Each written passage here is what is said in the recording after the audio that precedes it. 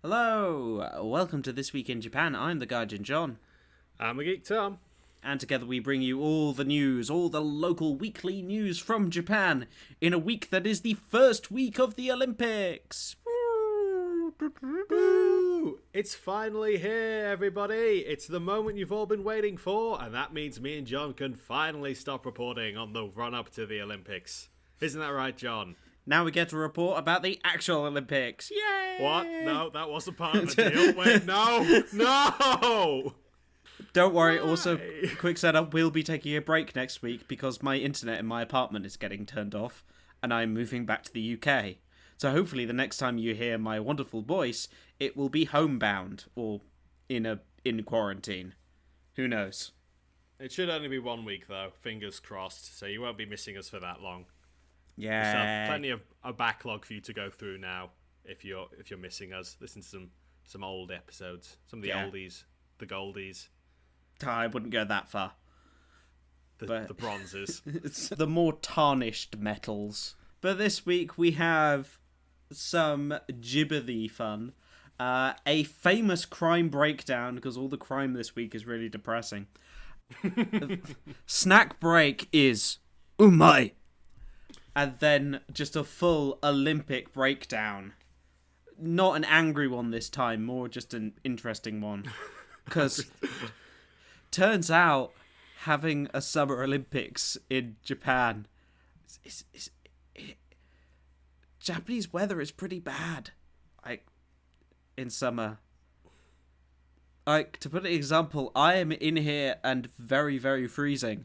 My aircon is on 25 degrees Celsius.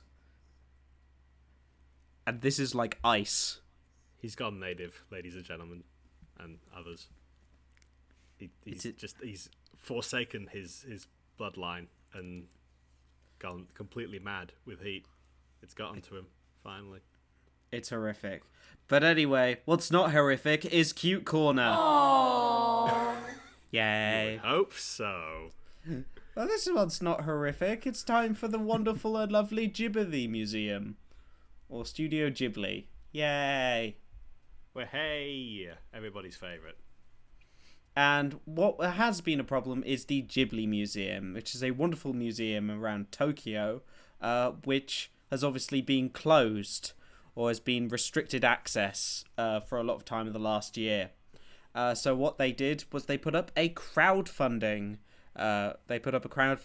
campaign to say, oh, if you could give us a donation so we can keep running, please, we'd really appreciate it. And their goal, Thomas, was 10 million yen, which is about 90,000 US dollars. Do you want to guess how long it took them to hit that? I've already seen the headline, John. There's no reason to make me guess. God damn it. Yeah, you should send me these before the podcast if you're going to ask me questions, John. I already know all the answers from reading the headlines. That's how it works. Thomas, that's why you act. That's the whole...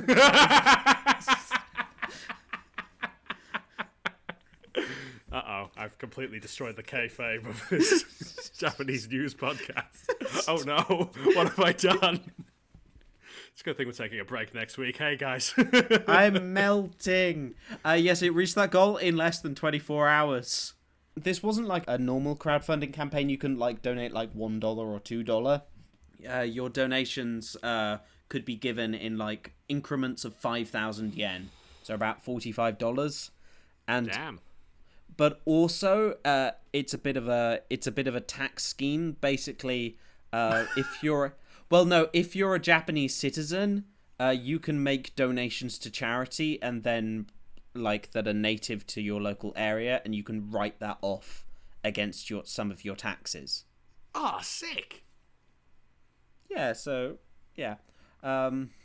So currently, I'm reading as of July 22nd, which is a couple of days before this podcast records. They have got to 24 million yen, which is about $200,000. Though the campaign will remain open until January 31st of next year. Damn, that's a long-ass time. The thing is, you will receive a tax write-off for your donation if you're a Japanese citizen, and also you can receive exclusive Ghibli merchandise. Well, now I know why it has to be open for so long, so that everyone get their hands on that sweet, sweet Ghibli merch. But no, I have been to the Ghibli Museum. It is an absolute delight. It is quite expensive and it is extremely popular. So much so that when I went a couple of years ago, before COVID, you had to have a time slot and ticketed before you arrived. So I do recommend for foreigners, there are sometimes like a lottery system. Before you come to Japan, you need to book a ticket for it. It's really worth it. You can't just turn up on the day and go. It's a lovely museum though. It has some exclusive bits of animation you can watch. The gift shop's lovely, and generally you can have a look at it online. It's just great with loads of little statues and cuddly toys. I love the Ghibli Museum. I remember we talked about your visit way back when on this podcast. Ago. Oh boy. I can't remember which episode that was. I'll have to dig that up. Anyway, carry on. But Thomas, how well do you know Ghibli movies? Not at all. I've seen like 2, and one of them was a small boy, so... Well, I was going to ask you, I was going to try and do a Japanese setup. Go for it. Let's ruin me. So, Thomas, I will give you, so because you don't know Ghibli movies that well. I don't. Here's a list of the titles of all the Ghibli movies in English. Way! I probably know what most of these are just by name, but I haven't actually seen any of them. So this is a good start. Okay, so what I will do is read the name of the movie in Japanese, and you have to try and guess the English title. Okay. Well, some of these are going to be simple because they've got names in them, which should be easier. So we'll do it. Yes. You can play along at home. So, for example, number 1 would be Mononoke Hime. Princess Mononoke. Exactly. Yay. Give yourself a cookie. Next one. Tonari no Totoro. My Neighbor Totoro. Yes. Hey. That's easy. Which doesn't translate to My Neighbor Totoro. It translates to The Totoro Next Door. We're just being pedantic at that point, aren't we, though? Indeed. Kurenai no Buta. Kurenai no Buta. You can ask for a hint, but you will get half points. There's a point system going on? Oh, my. Yes, you have 1. That was easy. Go on, give me a hint, John. Kurenai means red or crimson. Right, cool. Nope, no idea. Porco Rosso. Damn it. For some reason I thought that would be called Porco Rosso. I don't know why I thought that. Porco Rosso is the... well, it's because Porco Rosso is Italian. And so the Japanese title is literally The Crimson Pig. It's what Porco Rosso means. He's a pig in a red plane. Yeah, it's exactly that. God damn. Well, that required me to know 3 languages, John, so I don't really know how to tell you on that. I don't blame myself for not getting that. No, that's fine. That's fine. Don't you worry. Haoru no Ugoku Shiro. Howl's Moving Castle. Yay! Well done. I wouldn't have got that if I couldn't hear that howl thing at the beginning. 2 points. 2 points. Whee! Well, in Japanese it's haoru. Haoru. But yes, that one is literally Howl's Moving Castle. Well, hey. Now this one is easier if you know the characters' names. Mm-hmm. Sen to Chihiro no Kamikakushi. Spirited Away. Yeah, so you're good at this one. Kamikakushi means spirited away. Ah, yes. Mm-hmm. Shall we do the last one? Majo no Tayukubin. My pronunciation there is horrible. Maho no Takyubin. Maho no Takyubin. Or Majo, sorry. Majo no Takyubin. Castle in the Sky? No, but would you like a hint? Go for it. Majo can mean magic or something magic related. Kiki's delivery service. Yes! Yay! In English, that means witch's delivery service. You were very close, Thomas. Well done. Thank you very much. Thank you very much. Did you do better at home? Probably. I mean, I'd goof. Wow. Apparently, I don't know Japanese. Who knew? But for example, like, most of them are pretty easy. Like, gake no ue no ponyo is ponyo. Ponyo. But this is like, half of these have names in them, John. This should be easy. I mean, you got most of them. I did. I did. That's why if you're ever talking to Japanese people about your favourite Ghibli film or Ghibli film, you might need to know the title in Japanese. Da-da-da-da. But now, it's time for Crime Corner. But we're going to have to go back in our time machine, Thomas, because we're looking at crime in the past. Time, crime, crime, time, crime, crime, time. Time, crime. Crime time. We're suddenly using the time machine for something other than food. This is outrageous. I hope the time police won't come and take it off me. Well, as long as you don't, create a variance in the timeline that heads towards the red line, you'll probably be fine. Well, this story, I will just tell everyone at home, just to start with.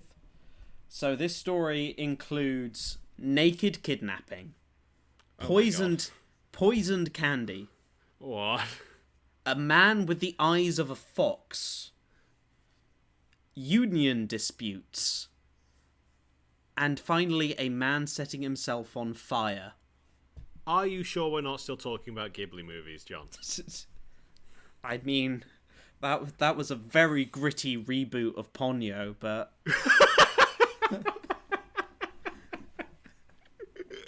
Miyazaki's out of ideas, he's just remaking Ponyo now. He's going to keep going until he gets it right. No, this is the Glico-Morinaga Case. Also known by its official designation, Metropolitan Designated Case 114. Damn. So, right now, we are in the year 1984. The Falklands War is over. Reagan is in the White House. And Japan's industrial confectionery companies are under attack. Our story starts. You're in a room. Then suddenly, BAM! 2 masked men enter with a pistol and a rifle. They have a key. They took the key from the neighbouring apartment where the person who lives in this apartment's mother lived. So, next door, that 70-year-old lady is tied up with the key taken from her. This house belongs to the president of the company Izaki Glico, Katsuhisa Izaki. His wife is, and his eldest daughter is. The wife offers the men money, but one of them responds, "Be quiet. Money is irrelevant." I'm here for candy. Well, they eventually locate where Izaki is. So he is bathing with his other 2 children. Whilst he is bathing, he is abducted, naked from his home, and taken to a warehouse in Ibaraki, Osaka. You gotta wonder if they were, prepared to take a naked man with them when they burst in. They were like, oh, he's just gonna be there, dressed in casual clothes, or just take him out. Do you think they hesitated? They were like, can we take this man outside naked? Is that a good idea? I'm not sure. Yeah, it's just like, sure, get out here. I'm naked. And? This is what we wanted. We were waiting exactly for the moment you were in the bath, so you'd be the most vulnerable. The next morning, they called the director of the company in Tatsuki City, and they issued a ransom demand for 1 billion yen, which is, at the time, is about $4.2 million. So that's a lot. And also 100 kilograms in gold bullion, not candy. Throw in some peppermints whilst you're at it. However, 3 days later, Izaki managed to escape from the warehouse. How? It's not like he smuggled a penknife in with him. He has no clothes on. There is no more detail. I don't know. It does not mention whether he was naked or not. This segment has been redacted from the official report. He escaped. How? Well, not important. You don't want to know. But then a letter was sent to the company by someone calling themselves the Monster with 21 Faces. That's got to sound cooler in Japanese. I know. That's too long-winded in English. In Japanese, it's Gaijin Nijuichi Menso. That's still too long. You need to bring that down to like 2 syllables at most. Come on. It's not exactly L, is it? They sent a letter and the translation was, "To you police idiots. You're idiots, the lot of you. There are so many of you, so what the hell are you all doing? If you're professionals, then come on. Catch us. There are too many handicaps for you, so let us give you some clues. There is none of us among Izaki's relatives. There are none of us among Nishinomiya police. There are none of us among the Flood Prevention Corps. The car I bought was grey, and the food I bought was from Dae. If you want more info, ask for it in the newspapers. After telling you all this, you should be able to catch us. If you can't, then you're just tax leeches. Shall we kidnap the head of prefectural police too?" So I'm starting to question what exactly the motive for the initial kidnapping was, if we are to believe that these are the same 2 people. They asked for money, I guess, but now they're just taunting the police, which doesn't seem to have any material benefit for them. What happened 2 days after this letter was received is that vehicles in the parking lot of the company's headquarters were set on fire. Oh dear. And also on April 16th, a plastic container containing hydrochloric acid and a threatening letter was found in Ibaraki. Ugh. It doesn't say explicitly, but I assume they just still want the money that they asked for before Izaki had managed to escape. Not really sure how they're going to do that, though. So now here's where the name comes from. Another letter was received on May 10th, in which they called themselves the Monster with 21 Faces, which apparently after a villain from Edogawa Rampo's detective novels. Oh, okay. So they're self-styling after Moriarty's, I guess. Cool. And the monster... this Wikipedia article just says the monster. The monster claimed to have laced Glico candies with potassium cyanide. Oh my. This led to the company having to pull all its products off the shelves at great expense. Apparently they lost more than $21 million from doing this. They then also threatened to place tampered products in the stores, and a man was arrested for putting chocolate on a store shelf, but I don't think they got anything from it. Did they find any actual tampered materials in the factory? I don't think so. Apparently the monsters, or the monster, kept sending messages including, "Dear dumb police officers, don't lie. All crimes begin with a lie, as we say in Japan. Don't you know that?" I did not know that. I did not know that was a common expression. Neither did I. And then following that, "To police fools, you shouldn't lie. If you lie, you steal. I also sent this to the other police. Why are you lying? Don't hide things. Why are you complaining? You guys are having such a hard time, so I'll give you a hint. I entered the factory from the side staff entrance. The typewriter we use is a pan writer. The plastic container used was a piece of street garbage. Monster with 21 faces." However, It's like if the Zodiac Killer just threatened to poison a candy factory and then didn't. What the hell? apparently, well, the monster finally stopped contacting Glico on June 26th, issuing a letter saying, "We forgive Glico." However, they were moving on to a new target. Marudai Ham and House Foods Corporation. We're gonna aim bigger. We're gonna aim for the ham industry next. A threatening letter arrives at the home of Morinaga Dairy Vice President Mitsuo Yamada. It was basically a long line of extortion and harassment letters. To the President, you saw our power, didn't you? If you disobey us, we will destroy your company. You will get killed. Decide whether you want to give us money, or do you want to see your company destroyed? Tell us in the Mainichi newspaper on either the 5th or the 6th of November. Use the missing persons. Use these words in the reply. Jiro, Morinaga, mother, police, bad friend, money, meal. As we said before, we want 200 million yen. The monster with 21 faces. Why? I don't understand at this point why you listen to a thing these people have to say, because they haven't really proven themselves that capable, really. They've kidnapped one person, which is, to be fair, still a bit much.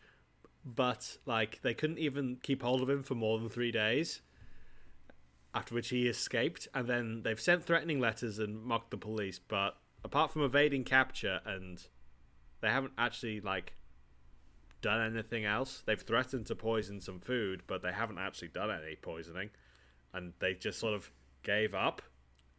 So I think there's some things that I can't find properly, because it does say here that some food products had been poisoned by the criminal gang. Right, okay.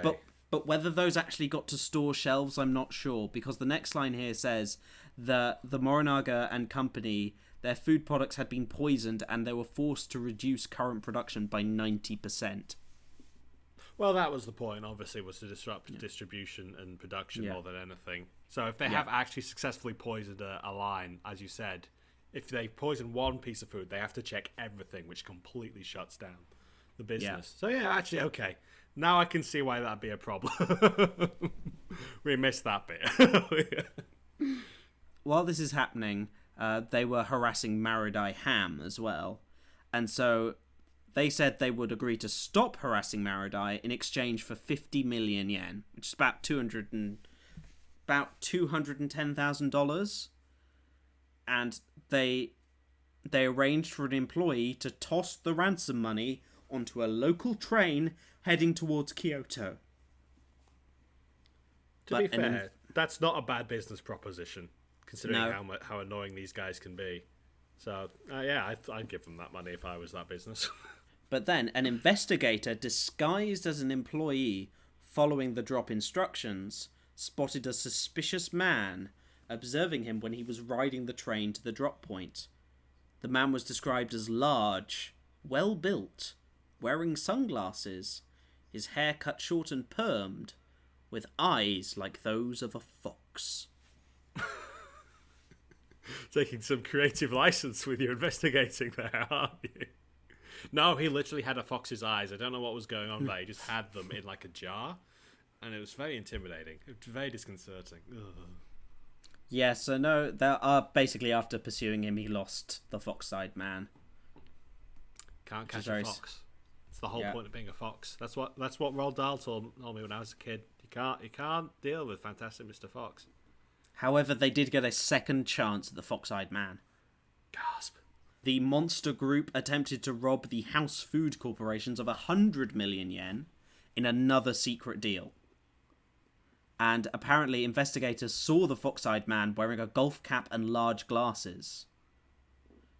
And they kept on trying to pursue the van, but when it reached the drop point, everything was missing. Damn. These guys are good. Yeah. I should have been talking about them 5 minutes ago. It seems like accidentally a local police patrol car had basically accidentally just come upon a bunch of the thieves. So the thieves had to escape sharpish. God damn. So apparently the local police officer saw a thin-cheeked man in his 40s wearing a golf cap over his eyes and, more tellingly, had a wireless receiver with headphones. And this is the 1980s, so that shit's expensive. He's tapped into the network.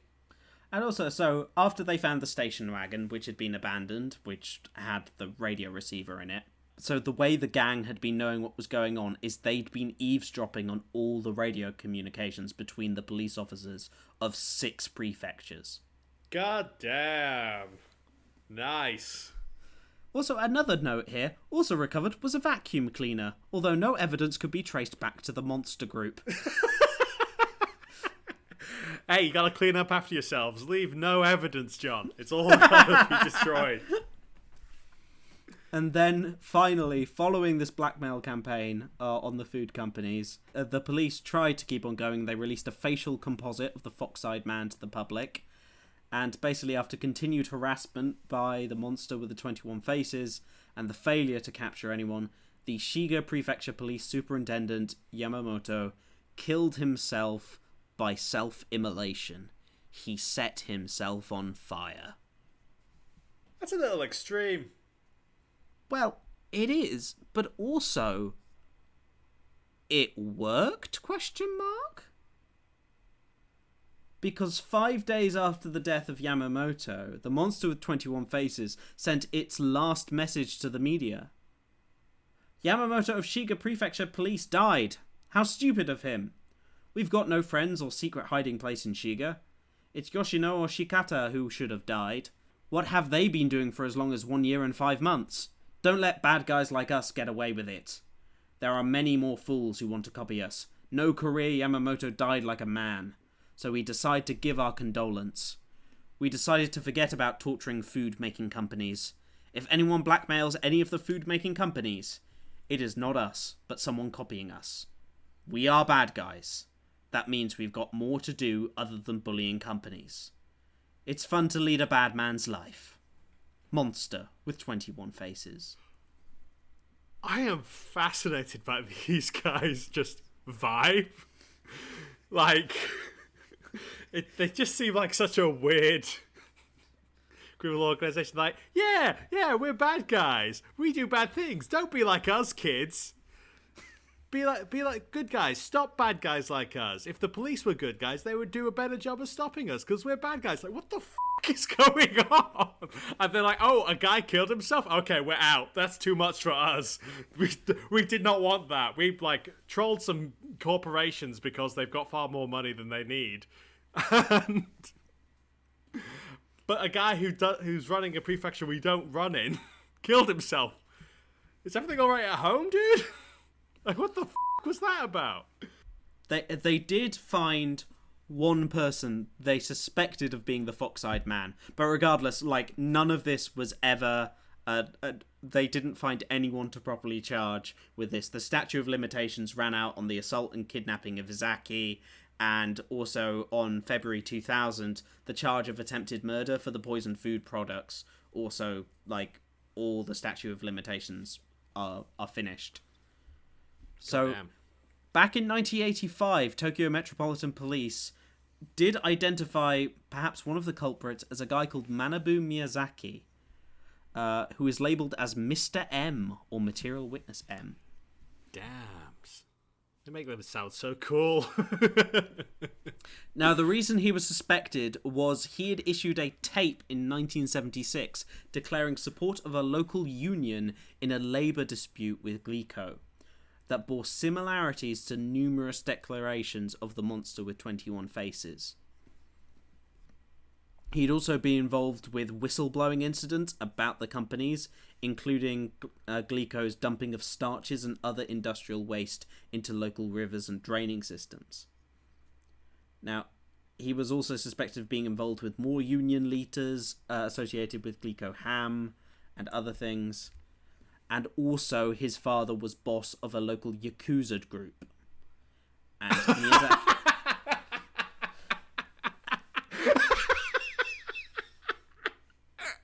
oh yeah, and also his dad's part of organised crime. Yeah, that might make him suspicious. Yeah. And Miyazaki himself bore a striking resemblance to the fox-eyed man. But then all his alibis cleared, so yeah, he had nothing.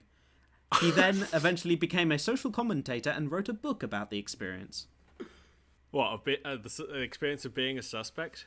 Yes, basically, and involvement in union disputes. The book is called Topamono. I don't think there's a copy available in English.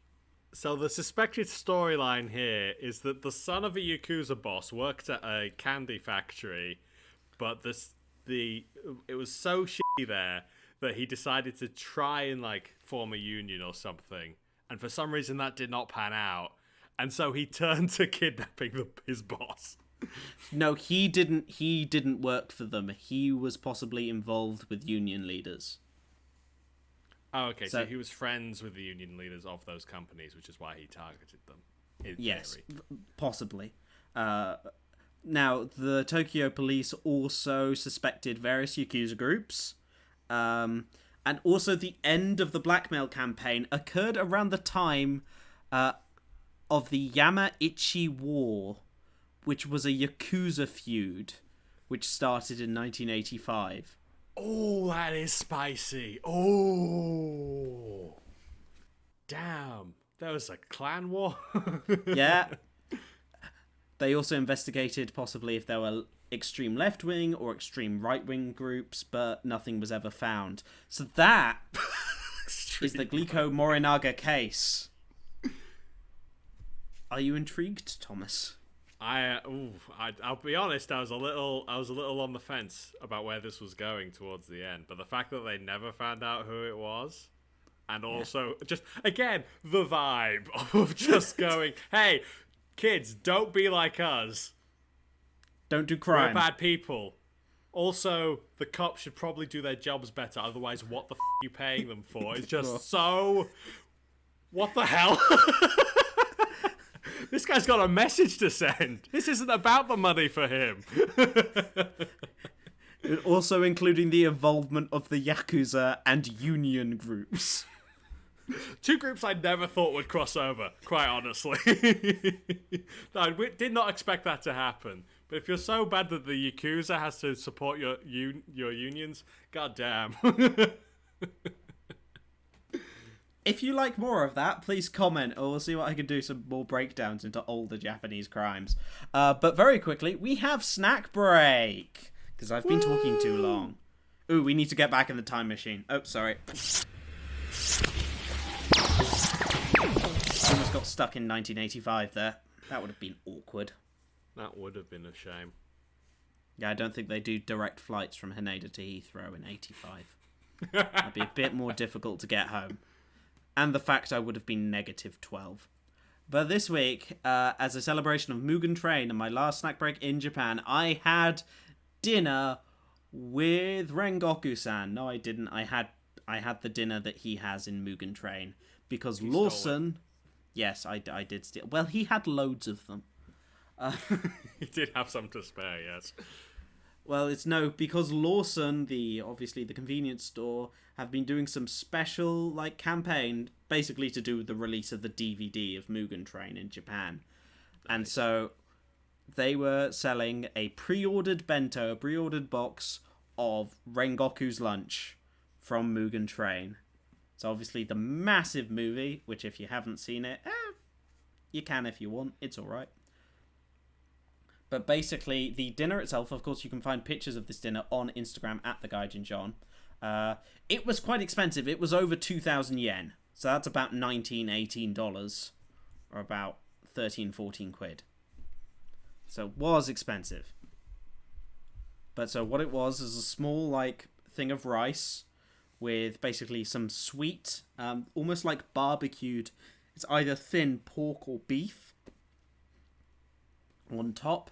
And then also to the side you had some pieces of tofu, some carrot, some sweet potato, half a boiled egg, and a mushroom. And the sauce was delicious, and I can confirm, as Rengoku himself says, "Umai! Umai. Umai. Umai. Umakata." Umai. It was very delicious. That just means delicious or tasty. But yeah, it was really good. I think part of the thing you're spending a lot of the money on is it also came with a cute bandana, or which Thomas is on the picture is what I've got the little box on. It's like Rengoku's color scheme, but it also has little pictures of him as a Lawson attendant. Cool. Sure, why not? It is the kind of thing of, this stuff is overpriced. So, like, to the Japanese, like, it's more like the event of having it. And I've got my little Rengoku bandana, and this lovely dinner and a story to tell for just about 2,000 yen. So I'm not complaining. It was very nice. Also, pre-ordering it was pretty painless. So I recommend having a go at that. And you just take it home and pop it in the microwave. Bing! Easy as. Easy as. I'm pretty sure this is the kind of thing that if you're like proper binging with Babish or something, you could make that yourself. Probably for a lot less. But still, it was a lovely, delicious, like, movie accurate prop, and it came in a nice little bag, and it was all very decorative. And I enjoyed it a lot. I think it was worth my money. I ate the thing from the movie, Thomas, and it was good. Fantastic. Always good to hear. Be a shame if it wasn't delicious. Then we'd know Rengoku has bad taste. I will say, out of all the bentos I've had in Japan, I will say that's probably the best bento I've had in Japan. I mean, it was like double the price of any other bento I've had in Japan. So you would hope so. Yeah, it was kind of like, oh, this is really expensive, but oh, this is actually really good. Oh, it's really But yes, treat yourself. Indeed, 2 Rengoku related foods. And now, finally, this week, it's the Olympics, Thomas! Woo! Whoa. But we'd be totally, like... But don't worry, everyone, we're not going to be talking about, like, medals and stuff, due to the fact it takes me a couple of days to edit all this stuff. We'd be, like, massively behind. That's how it's like, did you hear X won this medal? You know, like, yeah, that happened, like, 5 days ago. We could always guess. I guess that Japan will win silver in the fencing. I think the fencing's already gone. I don't know. Okay, maybe not this segment then. As you can tell, I'm not paying attention to the Olympics. I can't imagine why you would at this point, John. It would be weird. I will say I did put on the opening ceremony for 5 minutes, and I agree with the consensus of the internet that it was really kind of bad and really boring. I mean, not surprising, really. It's kind of hard to organise that sort of thing in the situation considering, which kind of raises the question of why bother in the first place, which is what we've been asking for about a year. But yeah, sure. They gave it their best shot. There were some fascinating breakdowns online of basically, well, this guy was in charge, but then he got fired. This guy was in charge, then he resigned. This guy was in charge. So you didn't exactly have a very, like, fluid, like, run up to it. I completely forgot that the management of this entire event has just been a revolving door. Oh my god. Yep. Well, including the good news that the composer did resign, and also the one we didn't mention, the director who made Holocaust jokes was fired as well.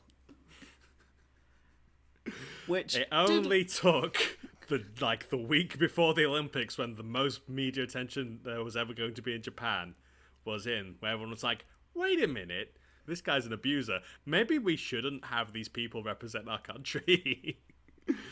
Yeah, basically, there was dancing, there was like they did like a fun bit where they recreated all like the different Olympic sport outlines with like people in morph suits, which was kind of fun.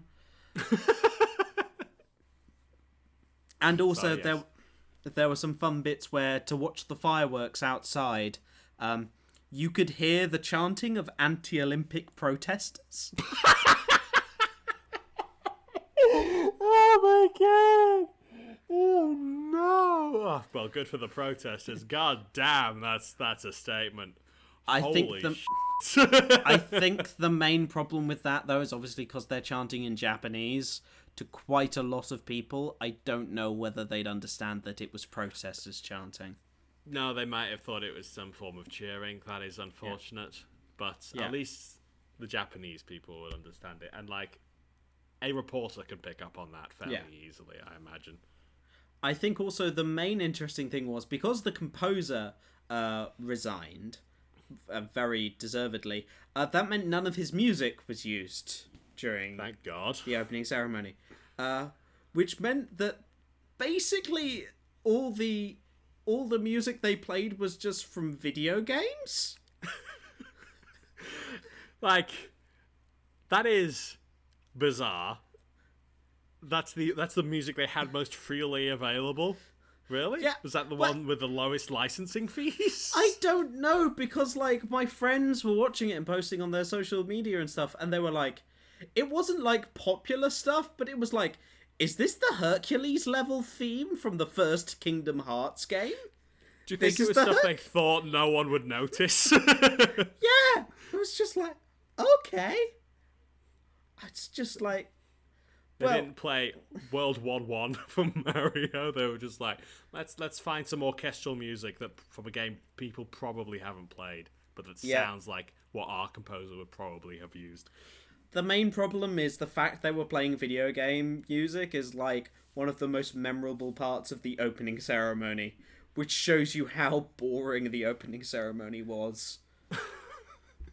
They did like a disaster on all fronts. Yeah. They did a cool thing with drones. They made the drones look like the world, but that was kind of it. It was bad. It was seriously bad. But Naomi Osaka lit the torch, so that was nice.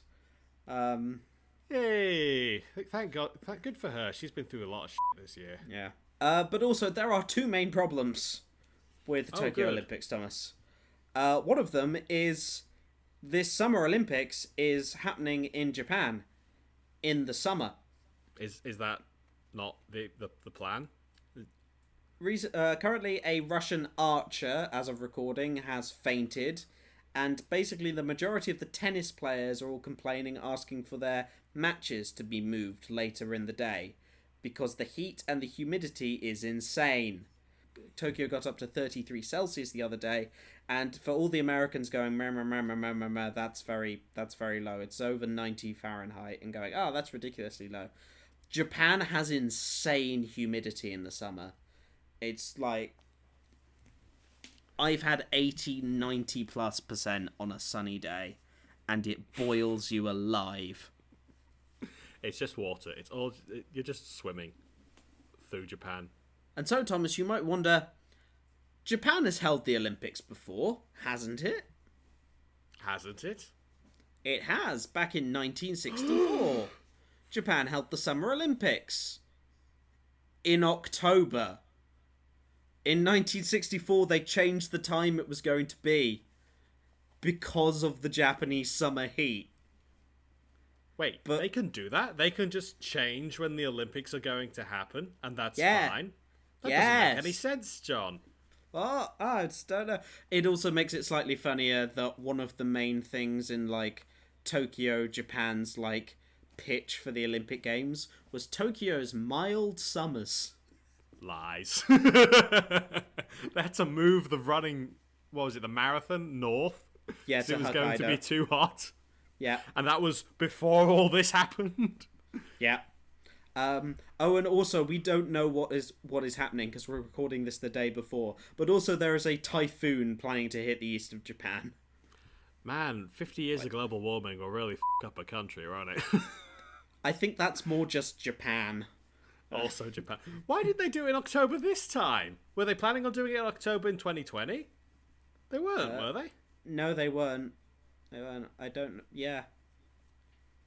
But also quickly... Was that like a demand from the IOC, or was it just the Japanese government going, yeah, we'll hold it in the middle of the hottest time of the year? That makes sense.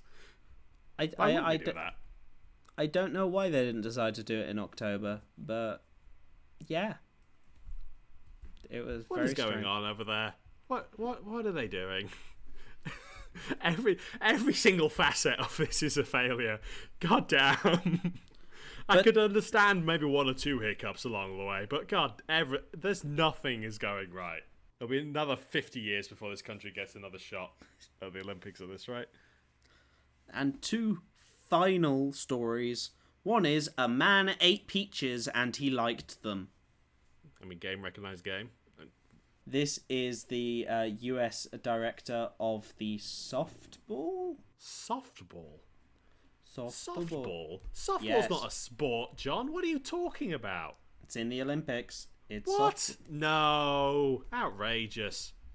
How did it take so long for skating to get into the Olympics, but softball's a sport? What the hell even is softball, John? I don't understand. Japan loves softball. What is softball? Hold on. It's like baseball, but with a softer ball. Well, why not play baseball then? I mean, They are. Baseball, which is just... They're doing both. But why? There's so many hitting a ball with a stick sports. Why do you have to have two versions of baseball? The most boring version of that sport. Okay, so now we've annoyed like 90% of our listeners. Just play rounders, you heathens. Come on. Well, the director of the US team for softball said that he enjoyed the peaches, and that he maybe had eaten 6 of them at the hotel. A whole 6? My God, man. Slow down. Save some for the rest of us. Well, the thing is, this is Japan, so that is the price of a reasonably sized car. Fair enough. Oh my God. I hope that man knows what he's getting himself into. That is a very dangerous addiction. The main reason this is in the news is the team is staying in Fukushima, and so the peaches were grown in Fukushima, obviously still recovering from the Fukushima nuclear disaster. Good for them then. They're growing nice peaches. Yeah, an awful lot of peaches in Japan are grown in Fukushima, and so basically there's been a lot of worry generally in like Japanese media of maybe food production isn't safe. So the idea that there is like a foreigner coming over and going, the peaches are great. Buy stuff from Fukushima. Eat it.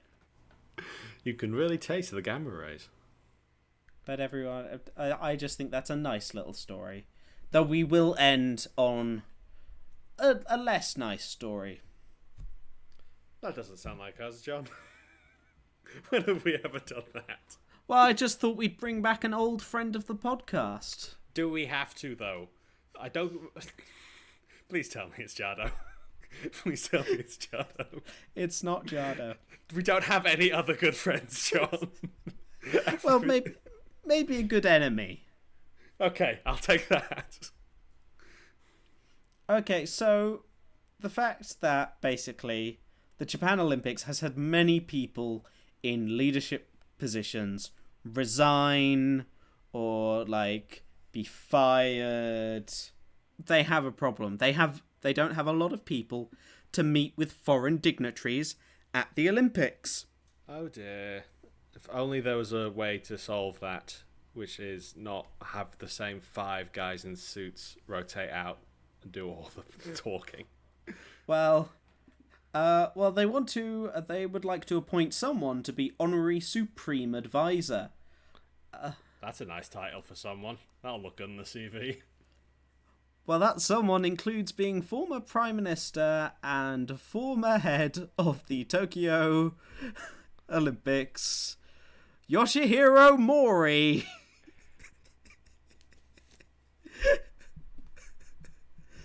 How many times do we have to teach you this lesson, old man? They've already fired him once. Why is he back? Well, we don't know that he's back yet, and this may have been cancelled.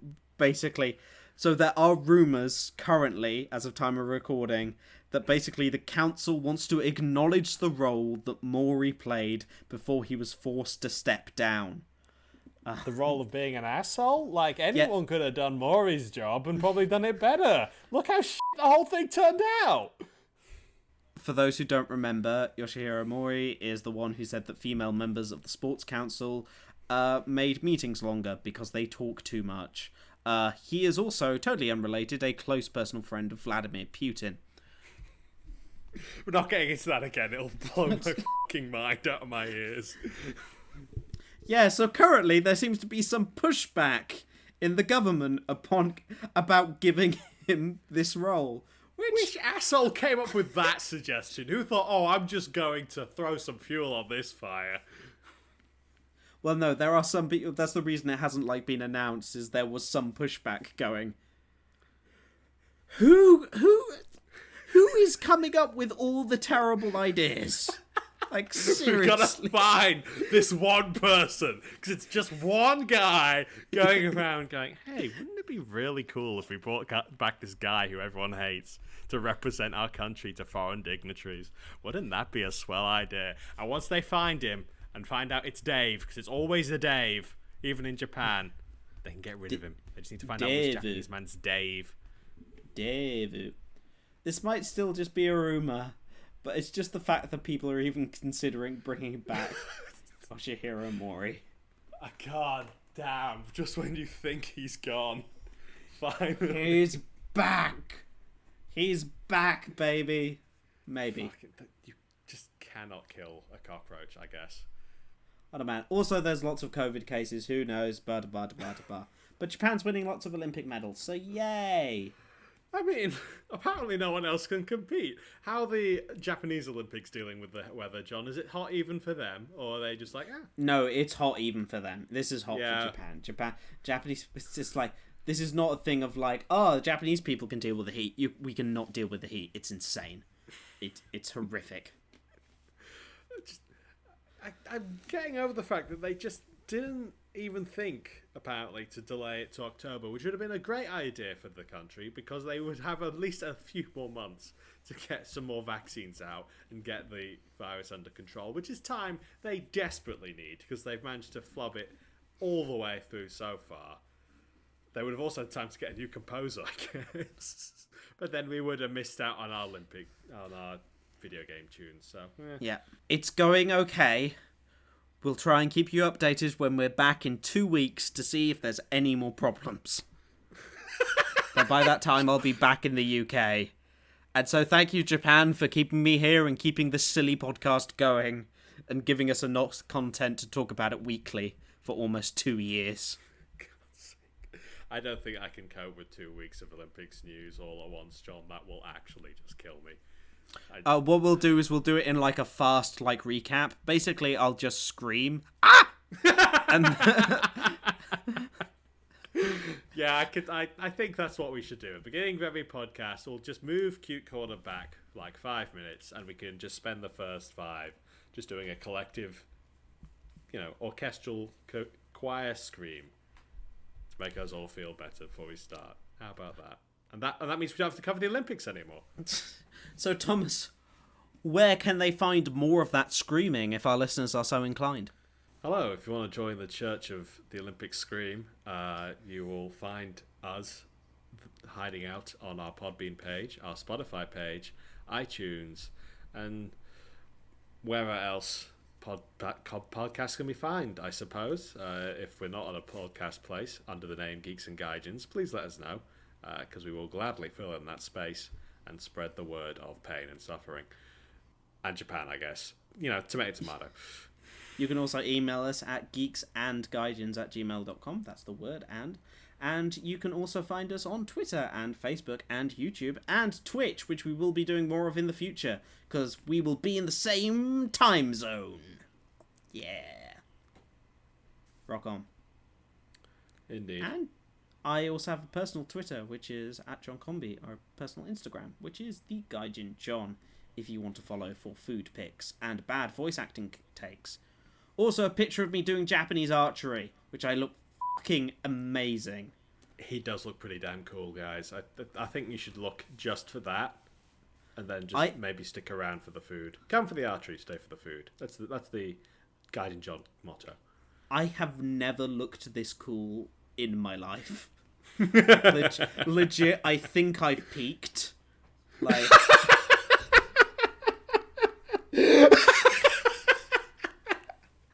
I mean, I'm in there in traditional Japanese clothing with a 2-meter long bow, preparing to fire it, and I don't look like a total dweeb.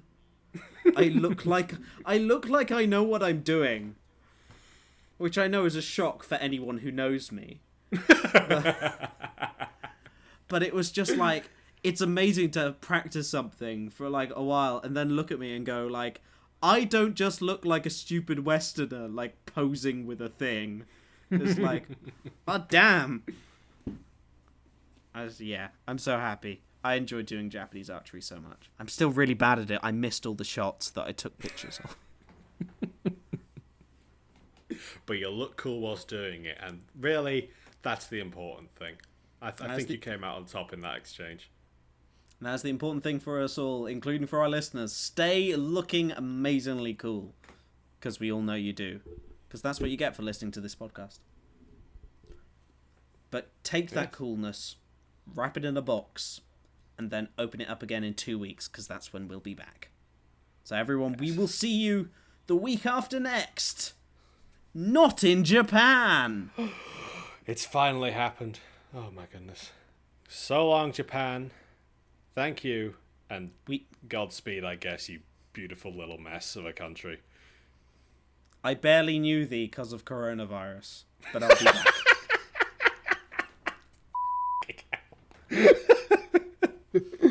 I haven't left a mix of 3 prefectures in almost 2 years. Bye, everyone! Bye-bye. Stars, stars, sparkly stars. Sparkle your stars to your heart.